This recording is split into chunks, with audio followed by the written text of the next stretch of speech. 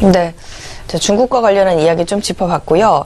외국인들의 지금 투자 동향도 좀 살펴볼게요. 최근 시장에서 외국인, 오늘 사자로 출발했는데 현재는 또 매도 우위로 전환을 한 모습입니다. 외국인 투자자는 그럼 지금 시장에서 어떤 종목들에 좀 관심을 갖고 있습니까? 네, 결국 이제 이도저도 믿을 수 없으면 이제 외국인을 믿자 이런 평가를 가지고 있는데요. 자, 무엇보다 지난 한 주 동안 가장 그 시황 가운데서 특징적인 팩트가 결국 사드 배치인데요. 사드 배치의 이슈를 결국 외국인들은 어떻게 대응하고 있나 이런 부분들이 오늘 다시 한번 시장을 환기할 수 있는 기본적인 특징이라고 말씀드려보겠습니다. 지난 한 주 동안 거래소에서는 외국인들이 삼성전자를 매수했고요. SK하이닉스를 매도했습니다. 다만 눈에 띄는 것들은 외국인들은 결국 삼성전자와 SK하이닉스를 이렇게 반대 플레이로 매도했지만 기관 입장에서는 오히려 SK하이닉스를 매수하고요. 삼성전자를 매도해서 IT 업종과 관련돼서 결국 증권사와 외국계가 어떤 시각이 상당히 좀 달라지고 있는 것은 아닌가 이렇게 말씀을 드려보도록 하겠습니다. 또한 팩트 가운데서 그렇다면 이제 코스닥 시장인데요.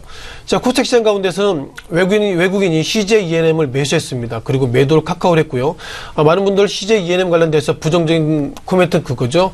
결국 중국이 콘텐츠 이런 부분들 한류발 이런 악재 때문에 그런 것을 셧다운하게 된다면 CJ-ENM이 부정적일 것입니다. 이런 평가를 많이 가지고 있습니다만 지난주에 외국계는 오히려 CJ-ENM 이 종목을 순매수 주간 단위로 순매수 1위를 올려나오고 있어서 결국 외국계는 이번에 사드 배치에 대한 이슈를 상당히 이벤트성으로 바라본다. 이런 어떤 데이터성에서 다시 한번 확인할 수 있는 것 같습니다.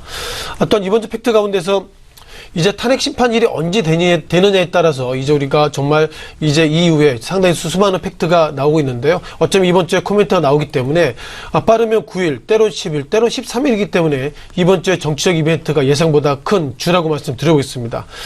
자, 마지막으로 그 두 가지 팩트입니다. 탄핵안을 과연 기각을 한다면 박근혜 대통령이 다시 한번 탄핵이 되는 것이 아니라 이제 대통령의 역할을 다시 한번 할 것이고요. 만약에 즉 인용이 된다 그러면 어쩌면 우리가 그 우려하는지 좋아하시는지 모르겠지만 4월 말 그리고 5월 초 소위 벚꽃 대선에 대해서 이벤트도 열렸기 때문에 이번 주부터 여러 가지로 정책적인 리스크 그리고 정책의 리스크가 커지기 때문에요. 이번 주에는 사드 배치발 리스크도 있지만 이제 어떻게 보면 헌법재판소의 탄핵 심판과 관련돼 가지고 정치적인 리스크가 엮여 있어서 이번 주에 전체적인 흐름으로 봐서는 매수나 매도보다 전체적으로 관망하는 전략이 그나마 좀 손실폭이 줄어드는 그런 모습이라고 말씀을 드리겠습니다.